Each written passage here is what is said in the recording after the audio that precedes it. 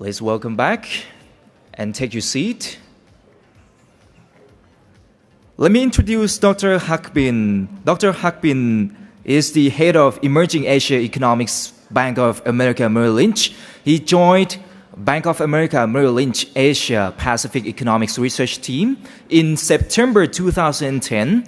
He has more than 10 years of experience in economics and equity strategy. Prior to this, he worked as equity strategist at Citigroup, based in Singapore. In his current role as head of Emerging Asia Economics, he has been developing and communicating the regional economic view to key clients and oversee the region's economics of Bank of America Merrill Lynch. In 2012, Dr. Hak Bin and team ranked number 3 in the economics category of the Institutional Investor All Asia Survey. Please welcome Dr. Hak Bin from Bank of America Merrill Lynch. Yeah, thank you. Yeah, I'll be focused more on the ASEAN 5 economies. I guess given it's been a rough couple of months, so we'll be going through some of our views on what we think are the key issues, risks, and which countries look more vulnerable. I guess I'll start. It's obvious that when you look across the ASEAN markets, the stock market, the currencies, the bonds, they've been under a lot of pressure this year. After 3-4 years of outperformance, you can see here from the performance of the markets. Not counting today, Jakarta, Thailand are all down very sharply. The bond yields are especially sharp for Indonesia. In fact, today, crossing 9% on a 10-year bond yield, and the currency sell-off has been quite tremendous on the ringgit and rupiah. So quite a big rocky start for the second half. And I guess one of the big shocks that's been happening is the slump in exports. And we've seen in these figures that despite some signs in the US of a recovery and so on, that hasn't really shown up in terms of Asian exports. I think that will be quite key of when things will start to stabilize. But as it stands right now, Asian exports generally has been under some pressure. And I think there are two key shocks that we're highlighting that's aggravating the situation. One is basically China's slowdown, which has led to a sharp slump in the commodity prices. This is a plot of the current account positions for Asian countries 3 years back, and basically the change in the current account position in relation to the importance of exports as a share of commodity exports. And it's very clear that who are the 3 big commodity players within Asia. It's Indonesia, Malaysia, Thailand. So it's no surprise that when you plot the change in the current account positions that they've seen the biggest deterioration, right? We've seen Indonesia slip into a huge deficit in the second quarter, 4.4% of GDP. Thailand is in a current account deficit position. Malaysia's current account, 1.1% surplus, is the smallest surplus since the Asian crisis. I think I'll turn this off, sorry. I think it's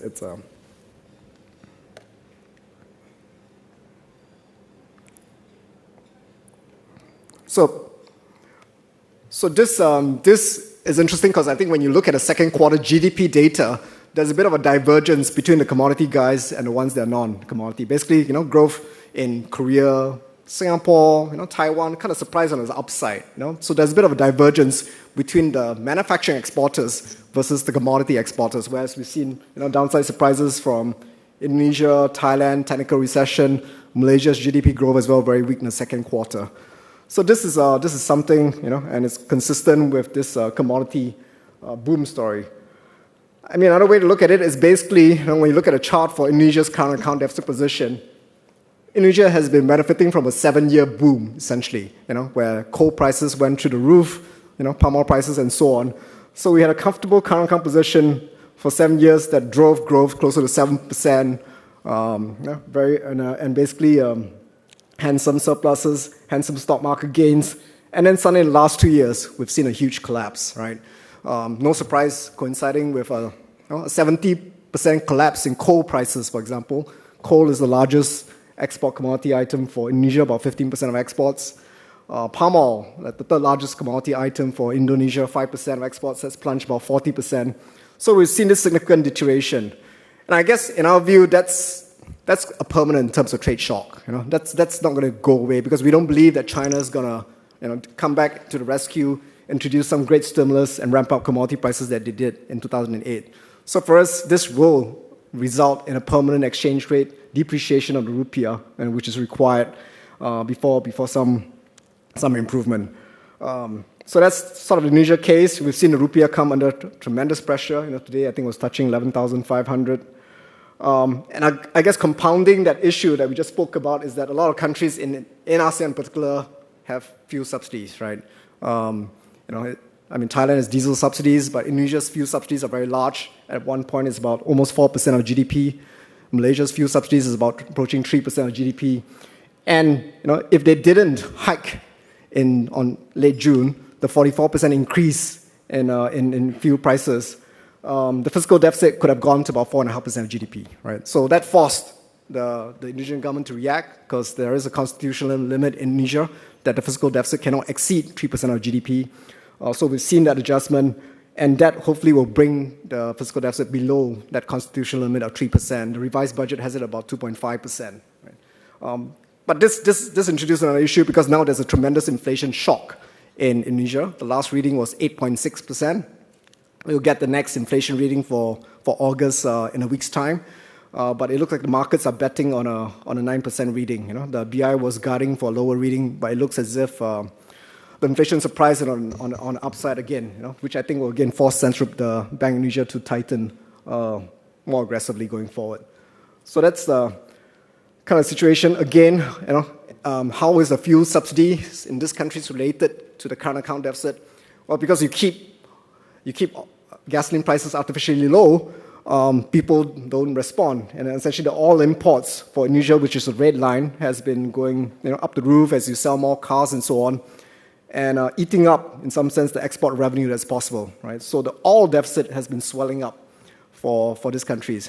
And you can see the oil deficit going up to a substantial amount, closing on to 3% of GDP for Indonesia before the recent fuel price hike. So this will be part of the adjustment. The hike in fuel prices that we saw in 2005 and 2008 will help reduce the oil trade deficit. It's just that the amount of the improvement we see in the oil trade deficit is not going to be enough to forget about Indonesia going back into a current account surplus. We're just hoping for the current account deficit to go back to about 2% of GDP. But I think the magnitudes that we're talking about from the oil adjustment is probably about 1.2 percentage points. So on top of that, I think the central bank will be forced to having to tighten slow growth to have to manage the current account deficit. It's remarkable that even Malaysia, what is probably one of the few oil exporters, so it's said, is also seeing the same kind of pressure. Because not only has the current account surplus fallen tremendously, 3 years ago, we were talking about current account surplus in Malaysia in a magnitude of 15% of GDP, right? The latest reading is about 1% of GDP, So we're very close to a deficit. And of course, in this kind of market, nobody likes a current account deficit. The countries with current account deficits are punished, especially in an environment where the Fed might start tapering on QE. But the other thing interesting about Malaysia is the net oil position, that it's also slipped into a negative reading, right? One of the few net exporters is also having very generous subsidies. They haven't raised fuel prices for the last almost 2 years now because of the elections, that was just over. And the first part of the year, oil production came down, but also fuel consumption went up, and Malaysia is starting to slip into a small oil deficit as well. So it's very critical on what Malaysia addresses next. We don't think that they're going to do anything until the UMNO Supreme Council elections on 19th of October. I think of course, obviously, addressing hiking fuel prices is not politically popular. Introducing a consumption tax is not popular, and so on. So we would think that after he wins that elections, then only on 25th October might he introduce a budget that focuses more on fiscal consolidation. And then I think we'll see whether the measures are bold enough. So that's kind of the theme, that we've. That's one big shock, essentially the China slowdown hitting commodity prices, a shock that is somewhat quasi-permanent.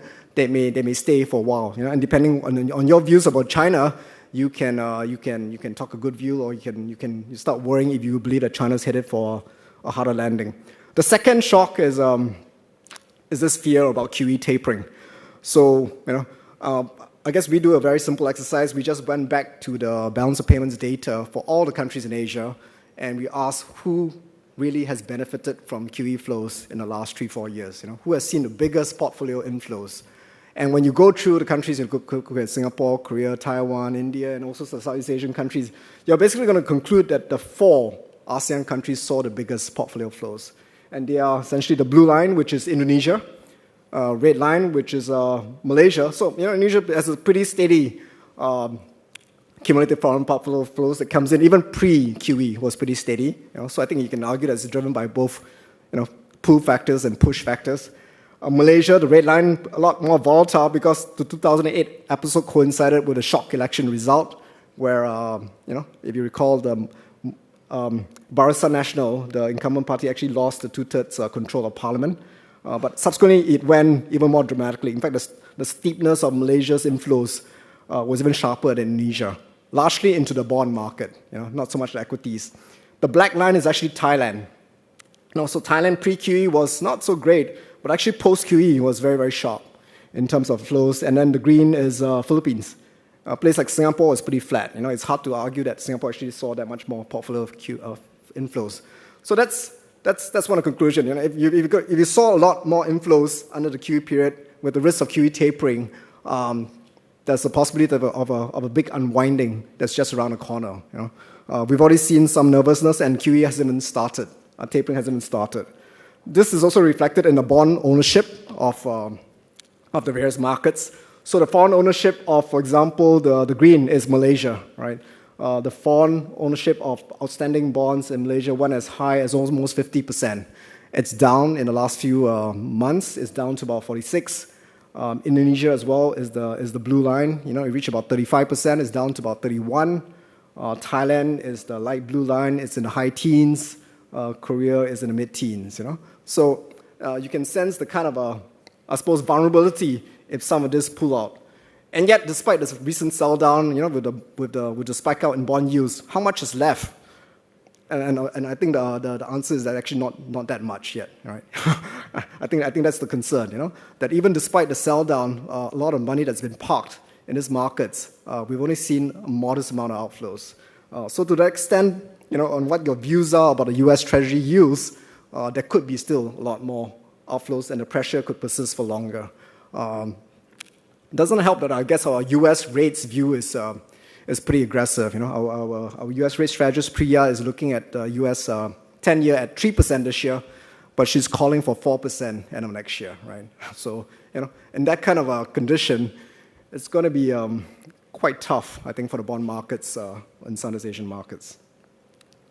I mean, there are some details on the figures, but I think the other two conclusions is that when you go through the data is that when you look at equity and bond inflows that's come into the markets, I think the very key conclusion is that most of the inflows during the QE was into the bond market. It was 3 to 4 times larger than the equity inflows. So I think you've got to watch what happens to the bond markets to get a sense of the yields financing costs that happens. We also look at the reserves data to get a sense of how did central banks react during that time to this rush of capital that came in.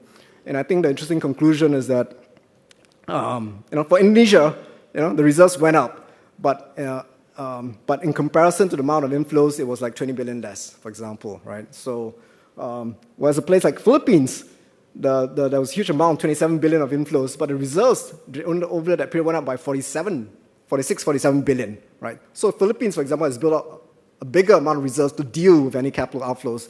And even in the most recent months, they've actually used very little of the reserve to deal with the outflows, whereas Indonesia has intervened a lot more aggressively.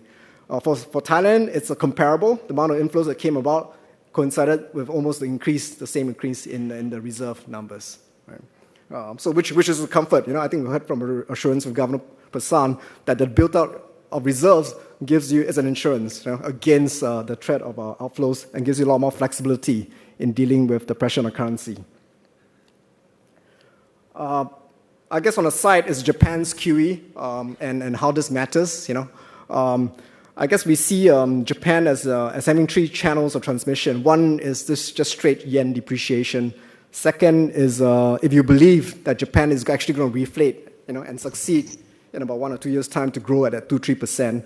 And third is this portfolio rebalancing, that's going to shift from all this cash stuff that the households have in banks to the more risky assets, including ASEAN equities or bonds and so on. And I guess when we ask that question, it looks like as if Japan exports are doing pretty well. No surprise given the sharp yen depreciation. And to that extent, I think the countries which are sort of satellites of Japanese production should benefit. So Thailand, I think, will stand out. A lot of the production FDI from Japan has gone to Thailand, Vietnam, to some extent to the financial sector in Singapore as well. If Japan does succeed in reflating, you can see that the economies like Malaysia, Singapore, Thailand, Vietnam exports a bigger share of their GDP to Japan. And Thailand as well is pretty important in terms of the Japanese tourism. If there is a more spending from Japanese tourists. And then lastly, if you believe that there is a huge shift into more risky assets, the Japanese have tended to invest more conservatively into the investment grade assets in Korea, Malaysia, Singapore, and especially in the bond market. I guess the other observation about Japan is that actually, when you look as a whole over the last 10 years, most of the money actually didn't come to Asia. In fact, Asia, in terms of portfolio outflows, less than 5% came to Asia. So that's something to bear in mind, that that most of the assets still went into the US and Europe. In the conversation with the IMF, I think it's one interesting observation about the Japan QE that the Bank of Japan regulations actually have a lot of restrictions on what the banks and insurance companies in Japan can invest in. So a lot of them, they cannot take direct stakes in equities and bonds and so on, but they allow them to take stakes in related companies. So actually, that's starting to show, because I suspect that part of the QE idea is that your currency is probably going to weaken. You might want to invest abroad to get away from that currency risk. And we've seen Japanese interest in Indonesian and Thailand, banks increase. Bank of Ayutthaya is one example. But I think because of this push for QE and some of these regulatory restrictions, I think those interests will increase. So I think that's one beneficiary of the Japan QE kind of channel. And of course, we've been getting the questions as well. With the yen, having fallen so dramatically, has investment interests in ASEAN dropped, in particular on the FDI side? And I think the answer is really no. That the FDI interest in Thailand in particular, but also in Vietnam and Indonesia, it showed up in the second quarter figures as well, that the Japanese FDI interest is still there, despite the weakness of the yen, which is encouraging, which is helping to finance, if required, some current account deficit positions. I think one of the key things of where we're calling for stabilization and for Indonesia and all that is really on the U.S. recovery, right? Because this call about the U.S. recovering, that's why the Fed is tapering. And I guess the ironic thing is that we haven't seen that U.S. recovery translate into stronger Asian exports. There's glimpses of data out of Korea, maybe the port statistics in Singapore.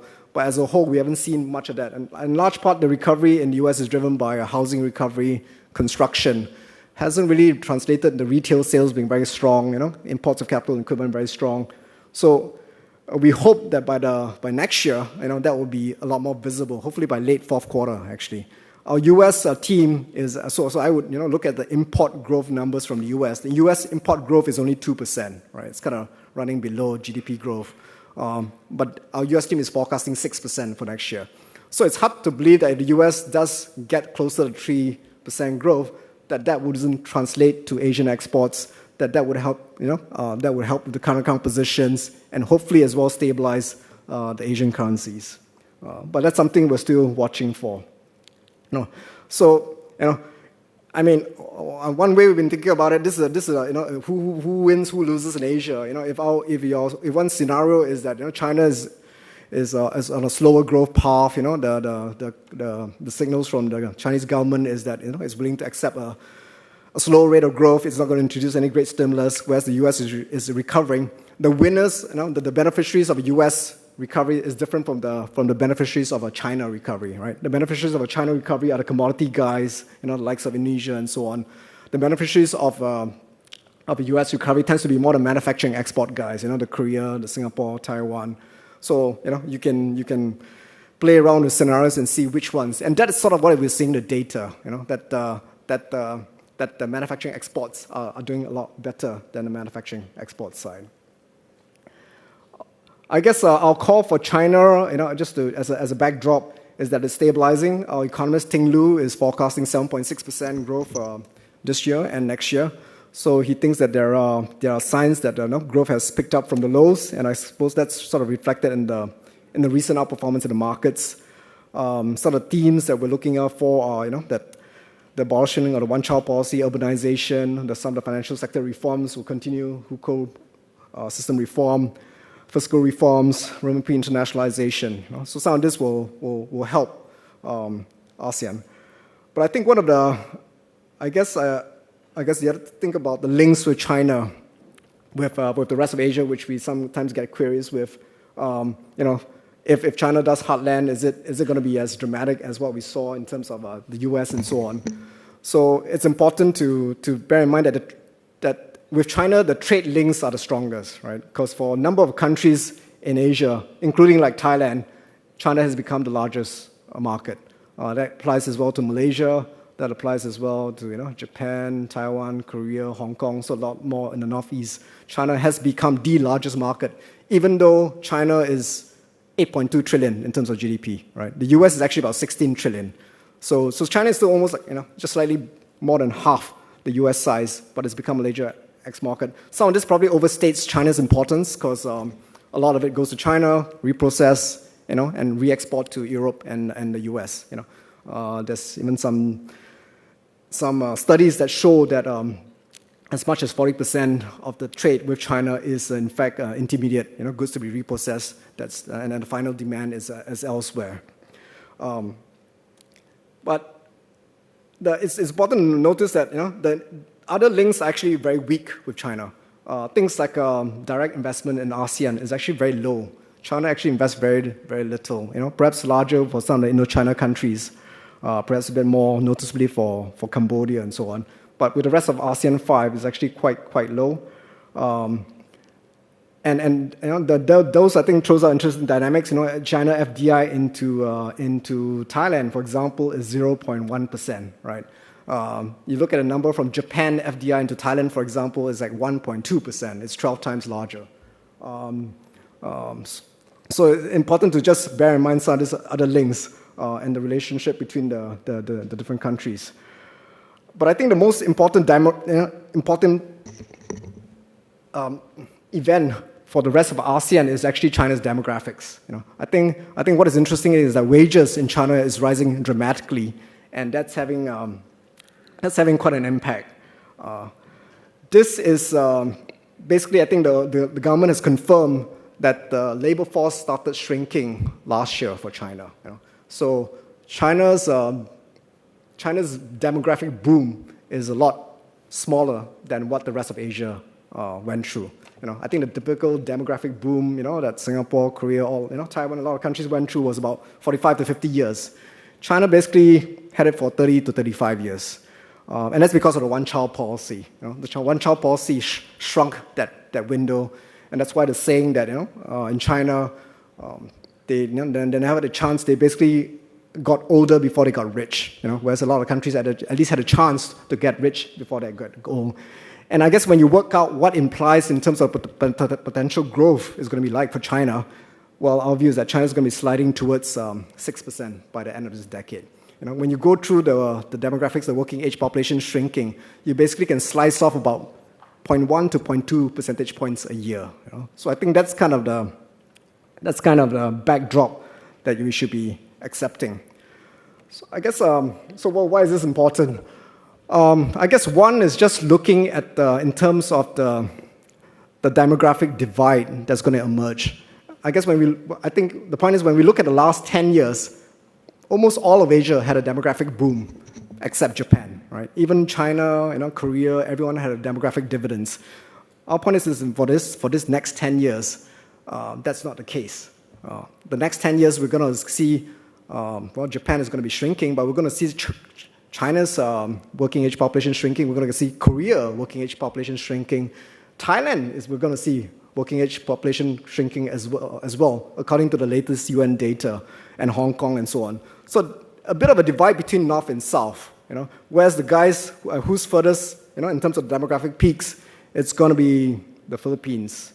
Indonesia is now second. India is third. These are the countries that will have the big labor surplus in terms of the population. So these are the details of the ranking, of the various countries, and you can see that we're approaching those turning points. And I guess the question is, does this matter? Is demographics related to potential GDP growth? And I think chances are it's probably correlated pretty closely, right? Especially, and the concern is with the Japan experience that we've seen how demographics and the dependency ratio, as it rises, can weigh on growth, can weigh on property prices. Property prices and land prices in Japan has more than half.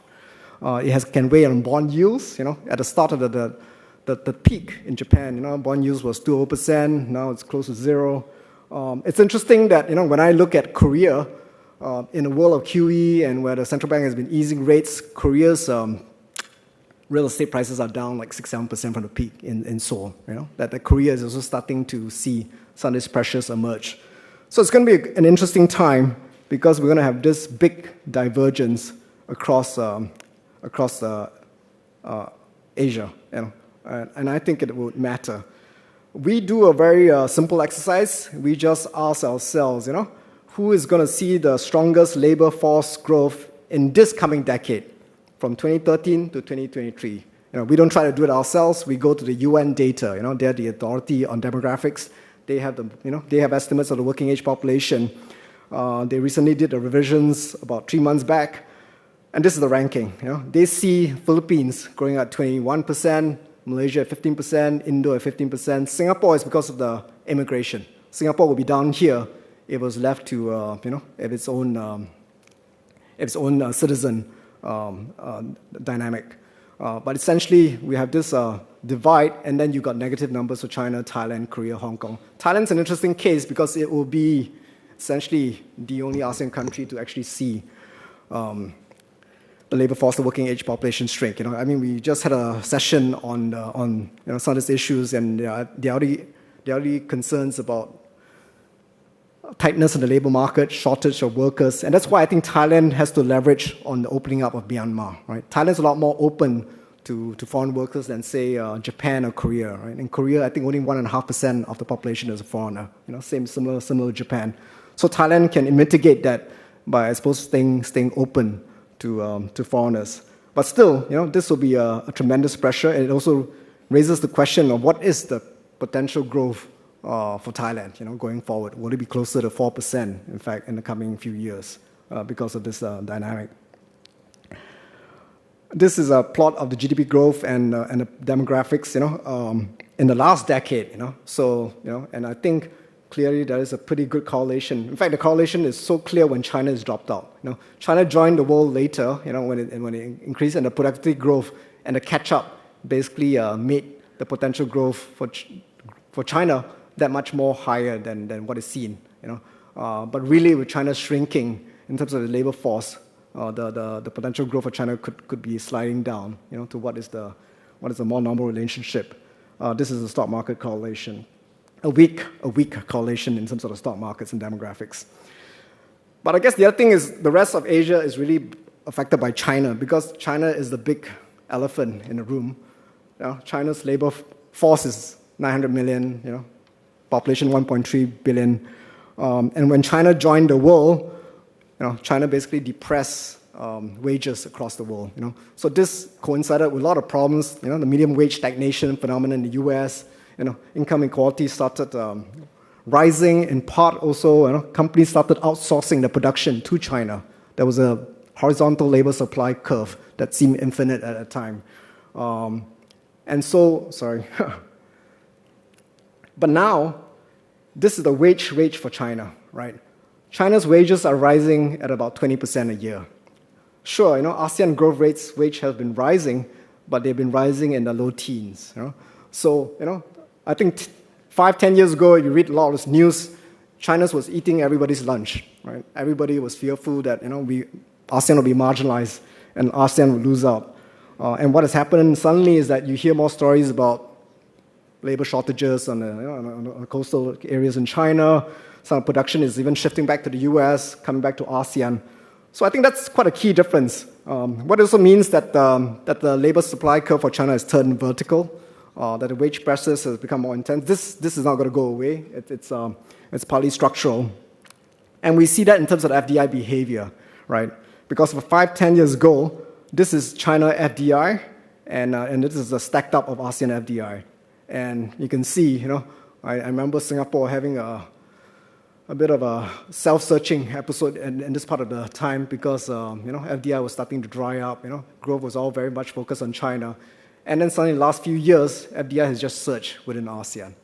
Because I think basically the price of labor has gone up tremendously, and the pool of labor now is at ASEAN's advantage. We've seen a tremendous increase in investment in Indonesia in particular, but Thailand as well, and now increasingly in the Philippines. My guess is that this would persist, and there's a chance of China's FDI sliding and ASEAN remaining fairly high.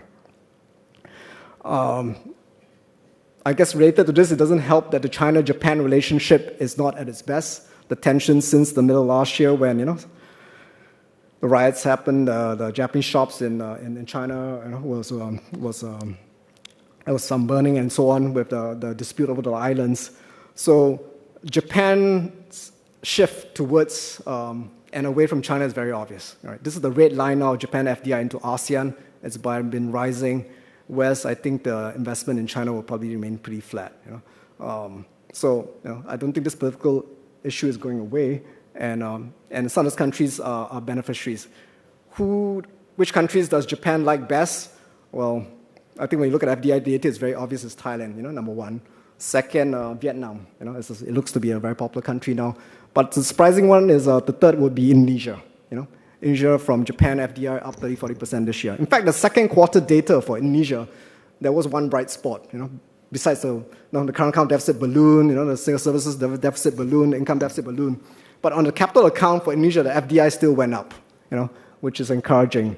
FDI for Indonesia now is slightly above 2% of GDP. So that's the encouraging trend. That's why if you just reduce the current account deficit to about 2 to 2.5%, I think that's an acceptable level of deficit because the FDI tends to be pretty stable. It's not volatile like portfolio flows. I guess the other surprising development was actually U.S. FDI. We've heard about this. Hillary Clinton's famous speech 2-3 years back about this pivot towards Asia. But I think what's striking is that FDI in last year into ASEAN 6 actually rose, some 40%, which is pretty encouraging. At a time when the U.S. growth seems to be struggling. So we'll just continue. We've seen President Obama come around several times to Asia. I guess the stepped-up military engagement is partially to manage China's rise. But it's very obvious that when he's visiting Asia, he seems to be paying a lot more attention to the ASEAN countries this time, right? In fact, this time visit, I think in October, he's going to Brunei, Indonesia, and Malaysia, right? I think for the sake of time, I will move on a bit more quickly. I think this is the other important development, in terms of the demographics, which relates to the current account positions of the other countries and remittances. That basically the price that's going to be increasing in the coming years is, we had a decade-long boom in commodities. So Indonesia is the commodity exporter, and Indonesia benefited from being, rich in commodities. But it looks like the price that's going to go up in terms of resource is the price of labor. And who is the exporter of labor? Countries like the Philippines, for example, right? And one of the reasons why the Philippines' current account surplus actually went the other way. Everyone's current account position got worse into a deficit, but the current account position for the Philippines went from a 2% surplus to a 4% surplus last year because of the remittances, where remittances now is about 10% of GDP, right? That's a pretty good buffer. It provides basically hard foreign currency for the country, and it makes it a lot less vulnerable in terms of the to outflows. Related to that, actually, Vietnam increasingly has a large share of, in terms of remittances to GDP as well. I won't be surprised if India, 5 years from today, the remittances flows will be large enough to close the gap of that current account deficit. Now, increasingly, even though there's a huge, in absolute amount of remittances into India, 63 billion, the share of GDP is still, over 3% of GDP. So it probably won't be the fiscal reforms in India that closes that deficit. Is again, I guess the second best scenario of not attracting FDI, but actually ending up exporting the workers abroad, and then the workers, sending money back into the country. This just makes the point about the current account position of the Philippines, and I think the point is, we just saw the demographics for the Philippines. My guess is that this is going to continue, right? This is not going to stop because the labor surplus is still very much is still going to be very large in the Philippines. It is interesting because when you look at unemployment rates for a lot of these countries, they're all falling, right? Thailand's very low unemployment rate. Indonesia's unemployment rate has been falling now closer to 4%. 2 years ago it was 7-8%. The Philippines grew at 7.8% in the first quarter, yet the unemployment rate went up, right? So I think that's exactly our point, that despite growing faster than China in the first quarter, that they got so many workers that the wage pressures are still not very obvious, and that's why inflation is still somewhat controlled. Wages are rising in the teens in the Philippines despite this boom, but we saw a wave of minimum wage increases this year across ASEAN, right?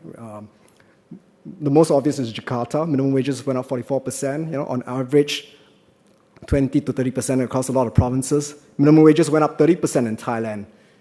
Vietnam, 25%. Malaysia introduced minimum wages for the first time. East Malaysia, 30% up. West Malaysia, 20% up, right? So it's interesting that some demographics are affecting some inflation dynamics as well. I guess lastly is the balance sheet. We'll be getting a lot of queries about balance sheet because of the currency weakness, because of the current account deficit. Naturally, you get questions about, is this like the ASEAN crisis in '97? What has happened to leverage positions?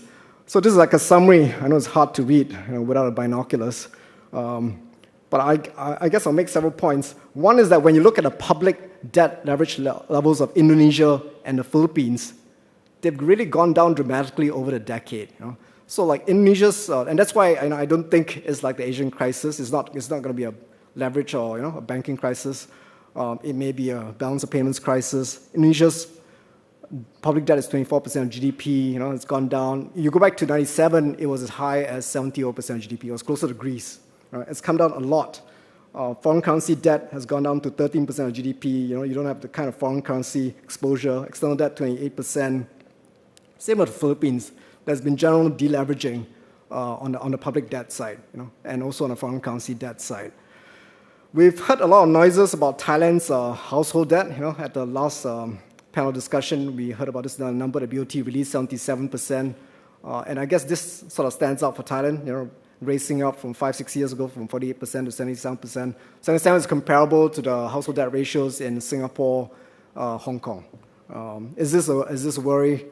I guess we have to watch this. Bank of Thailand has expressed its concerns. Bear in mind that not all of this is with the banking system. About 41% is the banking system. A lot of loans is through the government and state banks. And then the other point is that you can argue that some of this blip is temporary. It was because of the home ownership scheme, car ownership scheme. So there was a front loading of debt, for the purchases this year. So this year there should be some tailing off.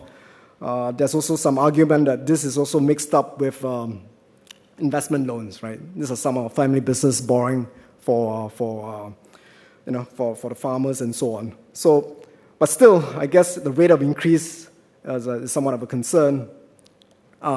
The country, I guess, that really has leveraged up most noticeably is Malaysia. Malaysia's public debt, 54%. Malaysia actually has a self-imposed limit of 55%. So public debt has gone the other way. Public debt for Thailand is low, right? We heard from the finance minister this morning, 44%, which is this number here. Malaysia's household debt is actually now 83%, this number. I'm running out of battery here. So, and I guess the other point I would highlight for Malaysia is the quasi-debt, which is, maybe the BTS system in Thailand here, it goes on the government balance sheet and you can see the leverage going up. In Malaysia, it's undertaken by a private company that issues bonds, which is government guaranteed, which is off balance sheet. So that's not captured in the blue line, public debt, and essentially, it's captured by the red line, which includes government guarantees. And when you include that figure, so things like Iskandar infrastructure, which is in Johor, is also under a private vehicle, which is government guaranteed. Tun Razak Exchange, 1MDB bonds, and so on are all off balance sheet. I guess when you include all the off-balance sheet stuff, the public debt for Malaysia is rising at a much steeper rate. So I think that's something we're mindful of, and that's why it's pretty important that the Prime Minister addresses this in the budget in October.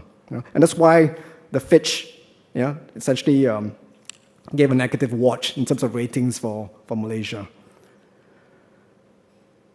These are just comparisons with the Asian crisis.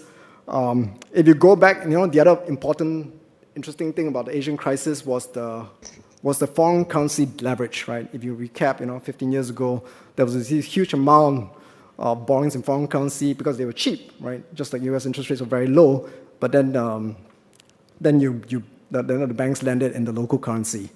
And I think the encouraging thing is that when you plot in terms of some of this is not captured by the national accounts. You have to go to the BIS data, which gives a consolidated figure for all the claims by all the foreign banks of how much these various countries borrow in US dollars. And when you plot that figure here in ASEAN, in absolute terms, they've been going up. But in terms of the percentage of GDP, it's been pretty flat. So there is this reduced reliance on foreign currency loans that has not really noticeably appreciated over the last few years, which is a good sign.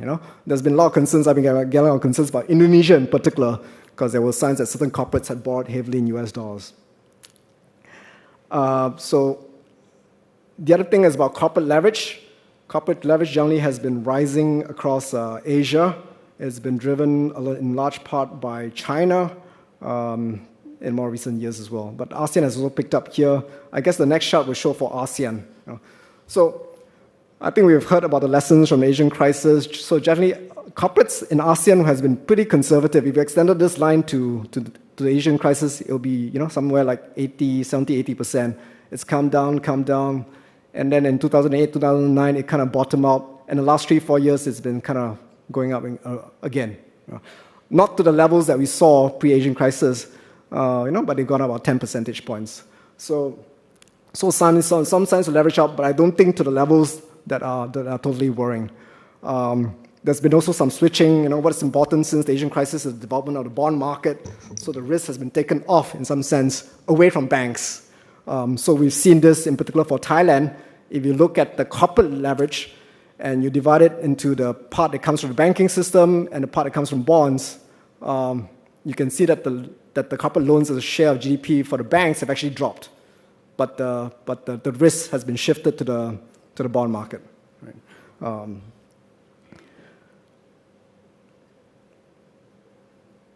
I guess I took off the oil price slide, but I guess given what's happening in Syria, there's been some concerns now with the oil price shock. And I think the bottom line is that Asia as a whole is a net oil importer, so a rise in oil prices is generally bad for growth, it's bad for inflation. When you rank it, Thailand is seen as one of the vulnerable ones to that price shock. So it depends on how it plays out. And I guess the other thing that we have to watch now is also that oil prices also aggravate the fuel subsidies. At a time, if the countries have a fuel subsidy and the price doesn't adjust, instead of showing up in inflation, it shows up in the current account deficit. Right? So we just have to bear in mind that if today the Brent broke 115, that it could worsen the current account deficit in Indonesia, for example. It could negate the benefits of the fuel price hike in the first place. So something we have to watch quite closely. In fact, that's exactly what happened in 2005 in Indonesia, if you recall, because there was a double strike for Indonesia. At the time, they hiked the fuel price by 33%, but global oil prices started raising up. So the current account deficit never closed. And then they were forced to hike 5 months later with a 80% fuel price hike. Sun inflation close to 20%. So it's a dynamic that's not pleasant, and I suppose that this oil price shock is coming at a bad time for certain countries. Maybe I'll stop there, and if there are any questions, I'm happy to take them. We've just got 2 minutes.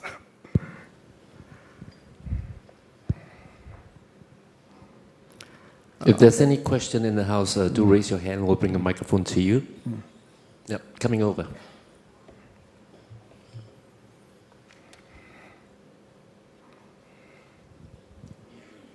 State your name, please. Sure, it's John Fu from Kingsmead. I had a question on ASEAN, given the press of the capital withdrawal and the currency, and over the medium term, the demographics look very, very good, and the Japan FDI is a big positive.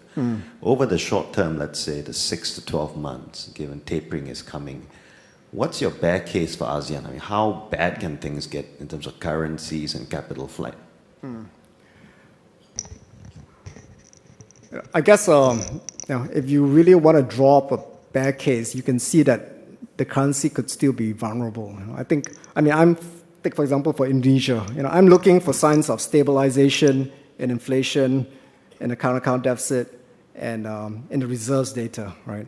So the inflation has spiked up, right, from 4% to 8.6%. I think everybody was hoping that it would start peaking out 1 or 2 months later. But now we're going to get a second leg in terms of inflation surprises because of the exchange rate depreciation, right? Historically, we've seen a big pass-through, from the currency to inflation. So you can see it hitting 10%. And then if this oil price thing is going to get out of hand, you can see the rupiah continuing to be under pressure for the next 3, 4, 5 months. So I think there's a concern about when exactly inflation peak. There's a concern about whether the current account deficit will really improve as much as we hope, because we saw measures in India, for example, not really helping very much.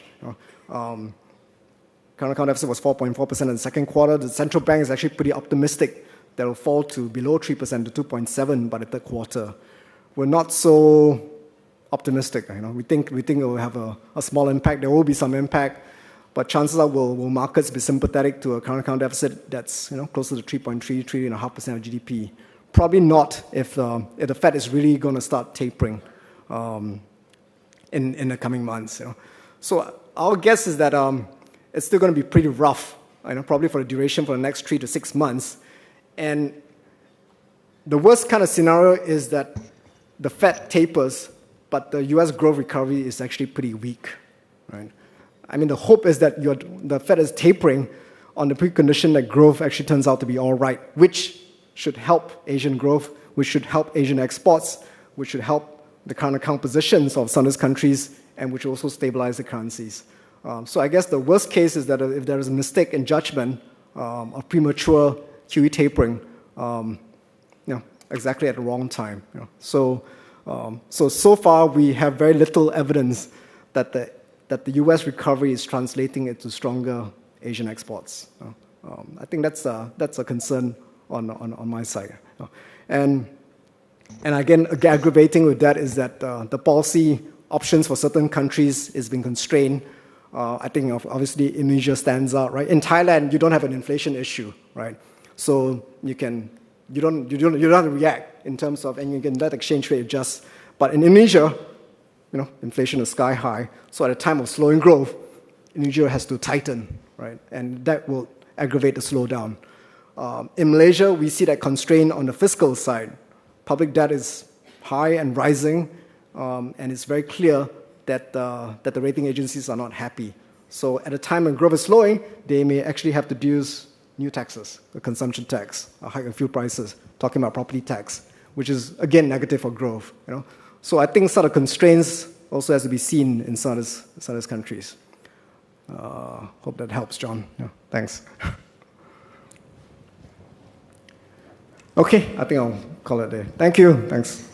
Well, thank you very much, Dr. Chua Hak Bin, for the very active and very informative session, I would say. Once again, may I ask Dr. Chua Hak Bin to stay on the stage just for a few moments for the photo session. All right, thank you very much, all of the distinguished guests, for participating in Thailand Focus 2013 today, which is the first day. There are a number of interesting seminars lining up for tomorrow's sessions. The first session will start at 9:15. So hope to see you, everyone. Have a good day and see you tomorrow. สวัสดีครับ